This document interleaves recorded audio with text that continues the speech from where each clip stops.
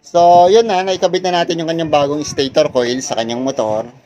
So, susukatin natin ngayon yung voltage na nilalabas ng kanyang stator. So, ito yon. Yung kulay yellow tsaka kulay white na wire, yung galing yan sa stator coil. So, naka-full wave na to mga ka-workshop. Ang kailangan na nilalabas or kailangan na voltage reading nito, AC voltage reading nito dapat mga ka-workshop ay nasa 30 volts or hanggang 29 or 28 volts.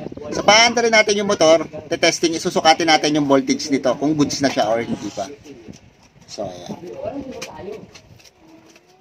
So, yung inyong multitester, lalagay nyo sa AC volts 200. Oh, ayan, 200 volts. Tapos, paanda rin natin yung motor. So, sukatin natin yung white wire, at yung yellow wire.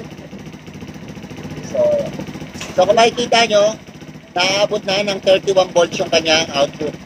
So, goods na yan mga ka-workshop. Ganyan dapat ang magandang voltahe nilalabas ng good stator ng inyong motor.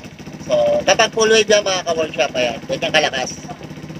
So, yung mga ka-workshop, aayusin na natin yung motor na to.